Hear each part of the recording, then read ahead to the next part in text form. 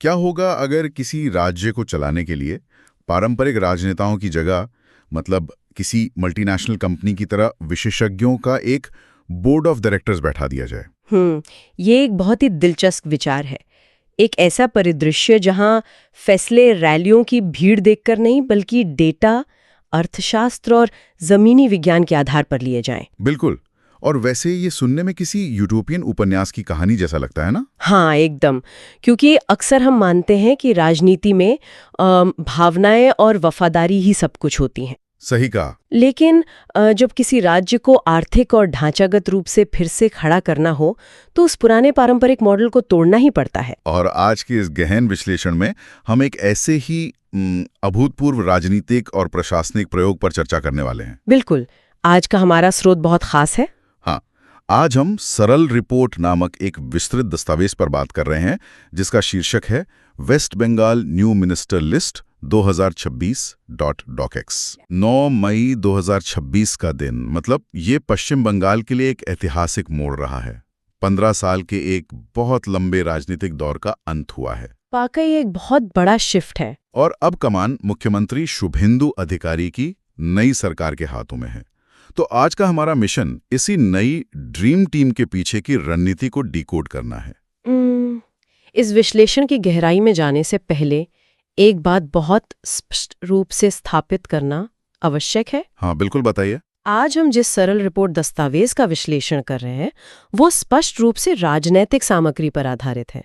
लेकिन इस पूरी चर्चा के दौरान हमारा रुख पूर्ण रूप से तटस्थ रहेगा, एकदम निष्पक्ष। जी, हम यहाँ किसी भी राजनीतिक दल, वामपंथी या दक्षिणपंथी विचारधारा का न तो पक्ष ले रहे हैं और न ही किसी का समर्थन कर रहे हैं।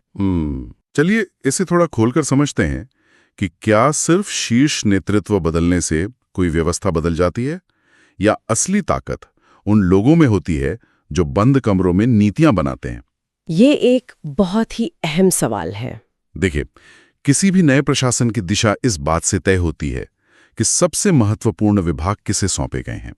सरल रिपोर्ट बताती है कि मुख्यमंत्री शुभेंदु अधिकारी ने गृह और सामान्य प्रशासन का जिम्मा सीधे अपने हाथों में रखा है। ये एक बहुत ही रणनीतिक कदम है।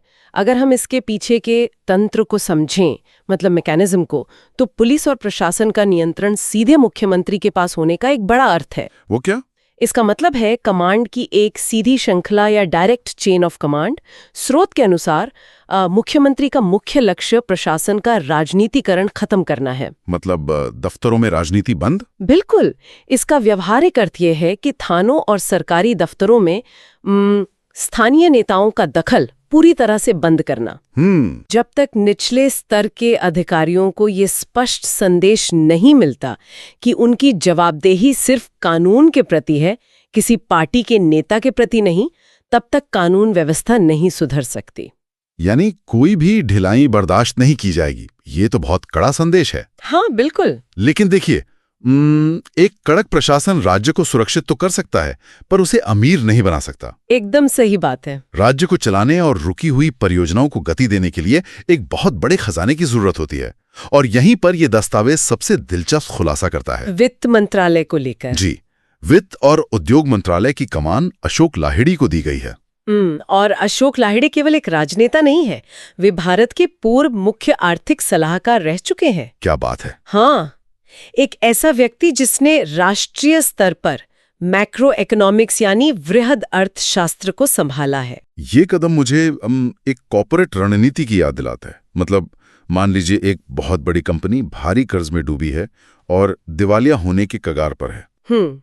तो उसे बचाने के लिए प्रमोटर्स किसी आम सेल्समैन को नहीं बुलाते, वे देश के सबसे तेज तर्रार और अनुभवी सीएफओ को हायर करते हैं ताकि बैलेंस शीट ठीक हो सके। बिल्कुल सटीक एनालॉजी है। सरल रिपोर्ट साफ कहती है कि बंगाल पर लाखों करोड़ का भारी कर्ज है, तो अशोक लाहिड़ी का मिशन इस कर्ज को कम करना और बड़े कॉर्पोरेट्स का भरोसा जीतकर उन्हें वापस लाना है। यहाँ जो सबसे आकर्षक बात है वो ये है कि एक राजनीतिक प्रणाली में एक्सपर्टीज को राजनीतिक वफादारी से ऊपर रखा गया है। Expertise over politics. जी, क्योंकि देखिए, कर्ज कम करने का मतलब सिर्फ खर्च में कटौती करना नहीं होता। तो और क्या होता है? एक अर्थशास्त्री जानता है कि कर्ज की रिस्ट्रक्चरिंग कैसे की जाती है, मतलब अधिक ब्याज वाले पुराने कर्जों को कम ब्याज वाले नए कर्जों से कैसे बदला जाए। ओह, स्मार्ट मूव। और कौन से अनुत्पादक खर्चों को रोका जाए? जब कोई पूर्व मुख्य आर्थिक सलाहकार वित्त मंत्री की कुर्सी पर बैठता है तो वैश्विक और राष्ट्रीय निवेशकों को एक सीधा संकेत जाता है कि अब सब कुछ प्रोफेशनल होने वाला है। बिल्कुल, कि राज्य की आर्थिक नीतियां अब लोक लुभावन वादों पर नहीं बल्कि ठोस गणित और मुनाफे के मॉडल पर चलेंगी। लेकिन एक शानदार अर्थव्यवस्था केवल कॉर्पोरेट निवेश और साफ बैलेंस शीट से तो नहीं बनती ना। नहीं, बिल्कुल नहीं। वो बनती है इंसानों से, मतलब ह्यूमन कैपिटल से। अगर राज्य की आधी आबादी बीमार हो या युवा कुशल ना हो तो दुनिया भर की फैक्ट्रियां भी विकास नहीं ला सकती। एकदम सही। और इसीलिए अर्थव्यवस्था से जुड़ा अगला तार्किक कदम बुनियादी ढांचा और मानव पूंजी है। सरल रिपोर्ट का एक बड़ा हिस्सा स्वास्थ्य और शिक्षा व्यवस्था के कायाकल्प पर केंद्रित है। हाँ, मैंने भी पढ़ा। स्वास्थ्य विभाग का जिम्मा डॉक्टर इंद्रनील खा को सौंपा गया है। और स्रोत विशेष रूप से उन्हें एक स्पेशलिस्ट के रूप में चिन्हित करता है। मतलब एक पेशेवर डॉक्टर अब स्वास्थ्य विभाग का नेतृत्व करेगा। स्रोत के अनुसार उनका मुख्य एजेंडा 2 बहुत ही गंभीर समस्याओं को खत्म करना है। पहला, मेडिकल कॉलेजों में फैला सिंडिकेट राज, और दूसरा, ग्रामीण अस्पतालों का रेफरल कल्चर। लेकिन मैं यहाँ थोड़ा असहमत होना चाहूंगा। अच्छा, क्यों? देखिए, एक सर्जन का काम है ऑपरेशन थिएटर में जिंदगियां बचाना, लेकिन एक सरकारी विभाग चलाना जहां हजारों करोड़ के टेंडर पास होते हों, दवाइयों की लंबी सप्लाई चेन हो, क्या वो एक डॉक्टर के बस की बात है? आप प्रशासनिक जटिलताओं की बात कर रहे हैं? हाँ, मुझे लगता है कि एक माफिया या कोई भ्रष्ट ठेकेदार एक सीधे साधे डॉक्टर को आसानी से बेवकूफ बना सकता है। क्या ये विशेषज्ञता उनके खिलाफ नहीं जा सकती? ये एक बहुत ही व्यावहारिक और गहरी आपत्ति है। प्रशासन और चिकित्सा वाकई 2 अलग अलग कौशल हैं, है ना? लेकिन हमें समझना होगा कि ये सिंडिकेट राज असल में काम कैसे करता है। अस्पताल में सिंडिकेट का मतलब है एक ऐसा नेटवर्क जो तय करता है कि किस ठेकेदार की दवाइयां खरीदी जाएंगी, ऑक्सीजन सिलेंडर कौन सप्लाई करेगा, और यहाँ तक कि एम्बुलेंस का ठेका किसे मिलेगा। बाप रे। अब सोचिए, जब कोई गैर विशेषज्ञ मंत्री होता है तो वो इन तकनीकी फाइलों को नहीं समझ पाता। ठेकेदार उसे आसानी से गुमराह कर देते हैं। अच्छा, तकनीकी शब्दों में उलझाकर? बिल्कुल। लेकिन एक डॉक्टर जिसने खुद उस सिस्टम में सालों काम किया है, उसे अंदर से पता होता है कि दवाइयों के टेंडर में कहां और कैसे हेरफेर होती है। मतलब उन्हें पता है कि अगर बाजार में एक स्टेथोस्कोप की कीमत 500 रुपए है और बिल 5000 का आ रहा है, तो कोई उन्हें तकनीकी भाषा का वास्ता देकर बेवकूफ नहीं बना सकता। एग्जैक्टली। वे तुरंत पकड़ लेंगे। हाँ, ये तो है। और रही बात रेफरल कल्चर की, तो इसका तंत्र और भी जटिल है। वो कैसे? ग्रामीण क्षेत्रों के छोटे अस्पतालों में कई बार डॉक्टर गंभीर मरीजों को सिर्फ इसलिए बड़े शहरों में रेफर कर देते हैं ताकि अगर मरीज की मृत्यु हो तो उनके अस्पताल का रिकॉर्ड खराब न हो। ये तो बहुत ही दुखद है। या फिर वहां बुनियादी उपकरण ही नहीं होते। अब डॉक्टर खान को इस क्यों का पता है। वे ये सुनिश्चित कर सकते हैं कि ग्रामीण स्तर पर ही ट्रॉमा केयर की व्यवस्था हो ताकि मरीजों की जान रास्ते में ही न चली जाए। ये वाकई एक अलग दृष्टिकोण है। जमीनी हकीकत को समझने वाला ही सही इलाज कर सकता है। बिल्कुल। अब इसी मानव पूंजी के दूसरे हिस्से यानी शिक्षा की बात करें तो इसकी जिम्मेदारी डॉक्टर लॉकेट चैटर्जी को दी गई है। दस्तावेज के मुताबिक शिक्षा विभाग में भ्रष्टाचार को जड़ से खत्म करना, नई शिक्षा नीति को धरातल पर उतारना और शिक्षकों की पारदर्शी नियुक्ति उनका मुख्य लक्ष्य है।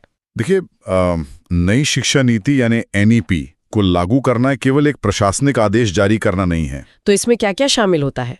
शिक्षकों की मानसिकता में संरचनात्मक बदलाव की आवश्यकता होती है। संरचनात्मक बदलाव। और जब स्रोत पारदर्शी नियुक्ति की बात करता है तो इसका सीधा अर्थ ये है कि शिक्षकों की भर्ती किसी स्थानीय दबाव या रिश्वत के आधार पर नहीं होगी। तो कैसे होगी? ये पूरी तरह से कंप्यूटरीकृत और मेरिट आधारित प्रणाली से होगी। और ये इसलिए भी महत्वपूर्ण ना, क्योंकि अगर कक्षा में पढ़ाने वाला शिक्षक ही गलत तरीके से नियुक्त हुआ है तो वो आने वाली पूरी पीढ़ी के भविष्य की नींव कमजोर कर देगा। बिल्कुल, शिक्षा ही हर विकास का आधार है। लेकिन देखिए, शहरों, अस्पतालों और स्कूलों से बाहर भी एक बहुत बड़ा बंगाल बसता है। ग्रामीण बंगाल? हाँ, जब हम महानगरों से दूर ग्रामीण इलाकों की ओर बढ़ते हैं तो सरल रिपोर्ट का विश्लेषण एक बहुत ही अनोखे विभाग पर प्रकाश डालता है। किस विभाग पर? यहाँ बात वाकई दिलचस्प हो जाती है।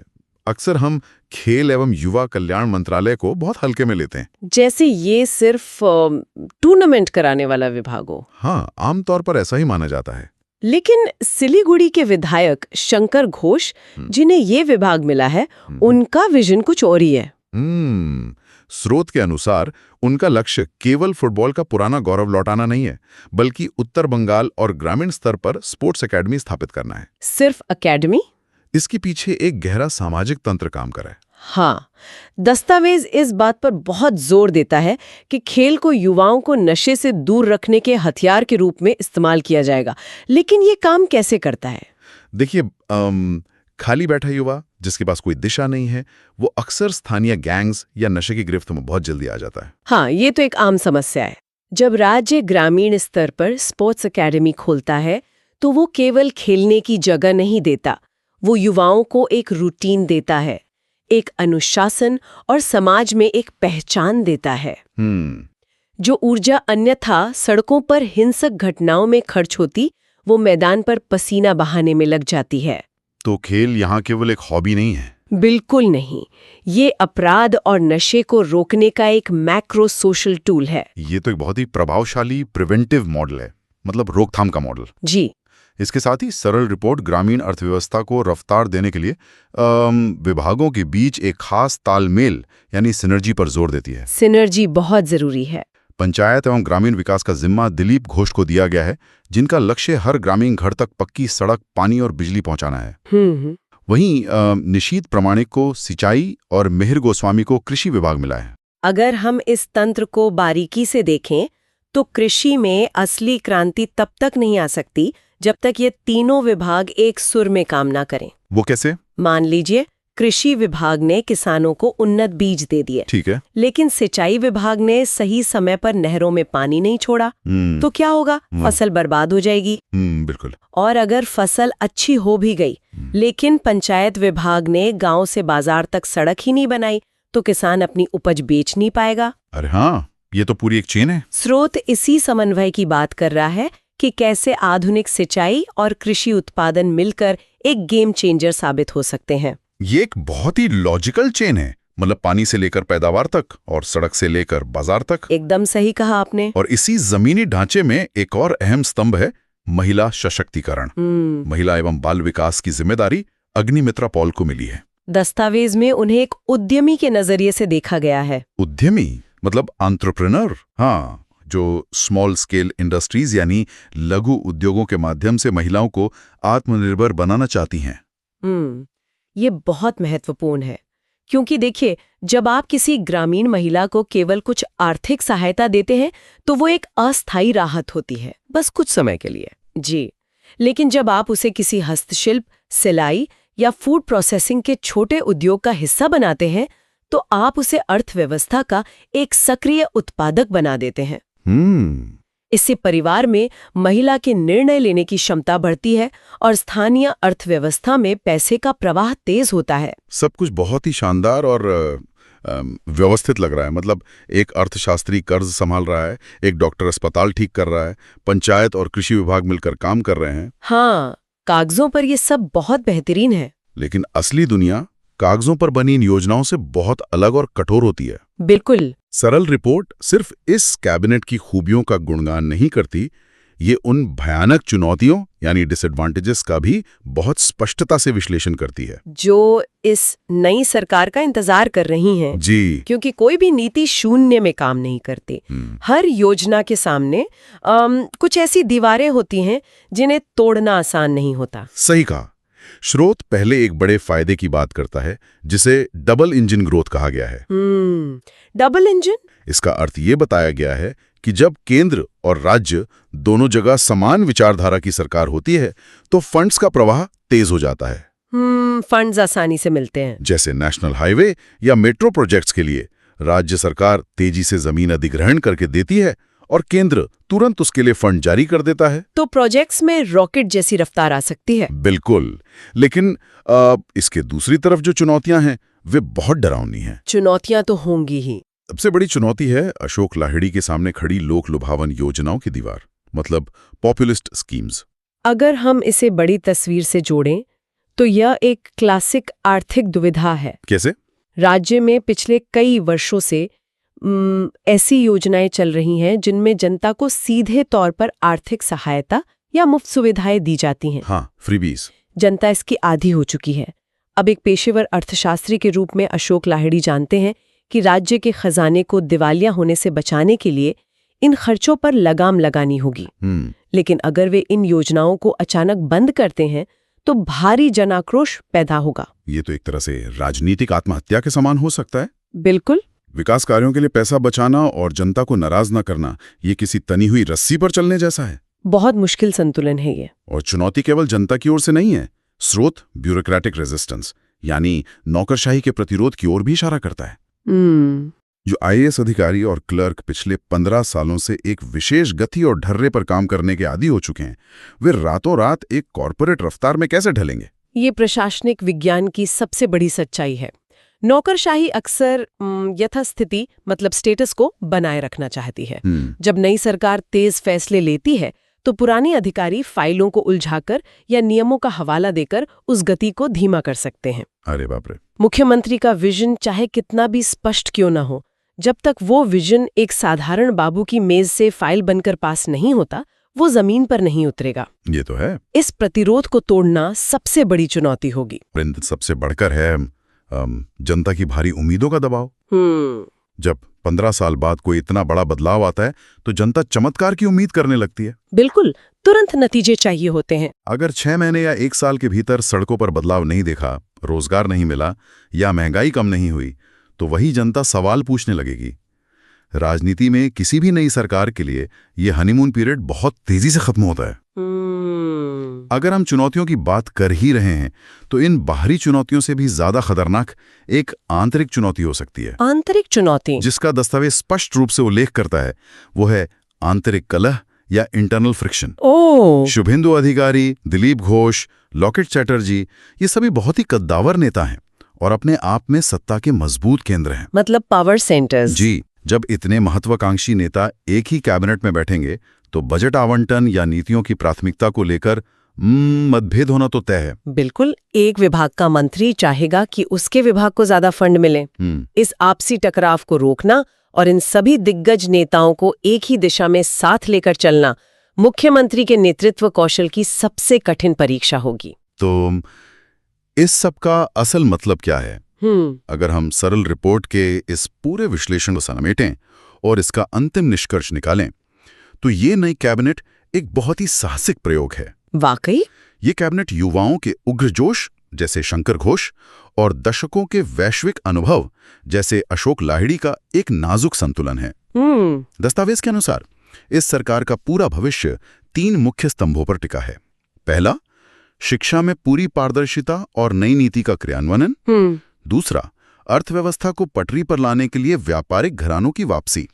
और तीसरा, एक ऐसी स्वास्थ्य व्यवस्था जो माफियाओं से मुक्त हो। लेकिन अंततः नीतियां केवल तभी सफल होती हैं जब वो फाइलों से बाहर निकलकर हकीकत का रूप लेती हैं। बिल्कुल सही। ये इस बात पर निर्भर करेगा कि ये सभी विशेषज्ञ मंत्री नौकरशाही की लाल फीताशाही से लड़कर जमीन पर कितना काम करवा पाते हैं। ये एक ऐसा दस्तावेज है जो केवल एक राज्य के बारे में नहीं, बल्कि शासन प्रणाली के एक नए स्वरूप के बारे में चर्चा छेड़ता है। और ये एक महत्वपूर्ण सवाल खड़ा करता है। वो क्या? अगर पश्चिम बंगाल का यह प्रयोग सफल हो जाता है, अगर विषय के विशेषज्ञों को सीधे मंत्रालयों की कमान सौंपने से राज्य की अर्थव्यवस्था और ढांचा सुधर जाता है, तो क्या ये पूरे देश की राजनीति के लिए एक नया बेंचमार्क सेट कर देगा? क्या बात है! क्या आने वाले समय में हम ये देखेंगे कि नीतियां बनाने का काम पारंपरिक राजनेताओं के हाथ से निकलकर पूरी तरह से अर्थशास्त्रियों, डॉक्टरों और वैज्ञानिकों के हाथों में चला जाएगा? ये तो बहुत ही गहरी बात है। ये एक ऐसा विचार है जो हमारी इस धारणा को ही बदल सकता है कि सरकारें असल में कैसे चलाई जानी चाहिए। वाकई ये एक ऐसा दृष्टिकोण है जो लंबे समय तक विचारों में मंथन पैदा करता रहेगा। बिल्कुल। पारंपरिक राजनीति और विशेषज्ञता के बीच की इस टकराहट के नतीजे जो भी हों, वे यकीनन ऐतिहासिक होंगे। वक्त ही बताएगा। इस तरह के गहरे विश्लेषण हमेशा हमें चीजों को सतह से नीचे जाकर देखने और नए सवाल पूछने के लिए प्रेरित करते हैं। आज के इस गहन विश्लेषण में बस इतना ही। सीखते रहिए और सवालों की खोज जारी रखिए। नमस्कार।